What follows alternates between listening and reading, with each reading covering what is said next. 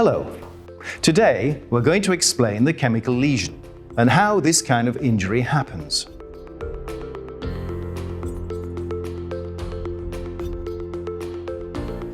A chemical lesion happens when a chemical product gets in contact with human tissue, as to say the skin or the eyes.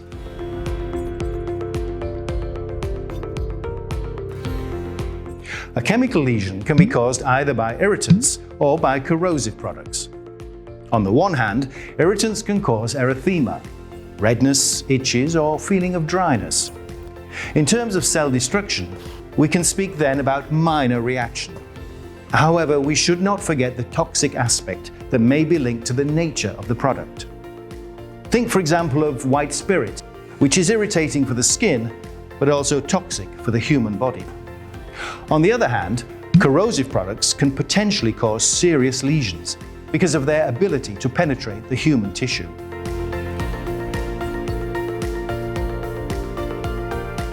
In any case, the reaction mechanism is always the same. The chemical product gets in contact with the tissue and stays on the surface for a certain period of time. That period of time depends on the affected body area, the concentration of the chemical product, and its nature. For example, there is a difference between irritants and corrosive products.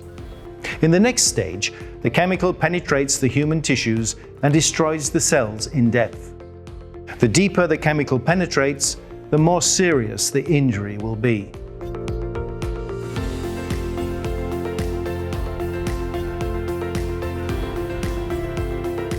Four factors will define the severity of the chemical lesion: the nature and the concentration of the chemical, the duration of the contact, and the product temperature. First, there is the nature of the product. Depending on the composition of the product, we can notice important differences.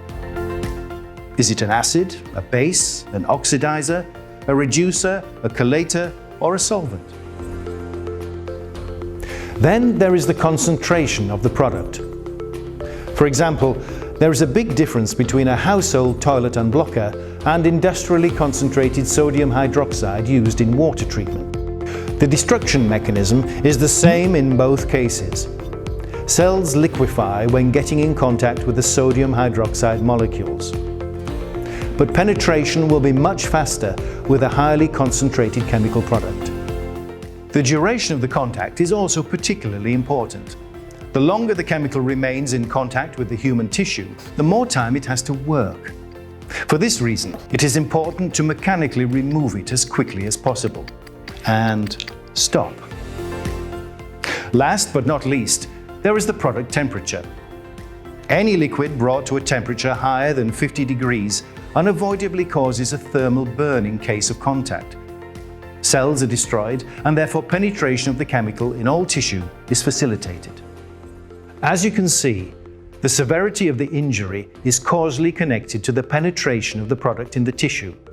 Therefore, the aim of decontamination is to stop or to minimize product penetration in the tissue as quickly as possible. Decontamination cannot cure, but it has an essential role to stop or limit penetration of the chemical. This allows for a better treatment by medical services.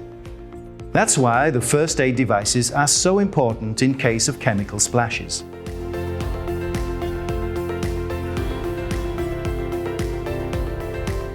There are three kinds of risk areas. First, industrial areas. For example, storage, production, unloading, or maintenance areas. Then laboratories, where people handle a wide range of chemical products. And eventually at domestic level with household products such as de-stop cement or lime.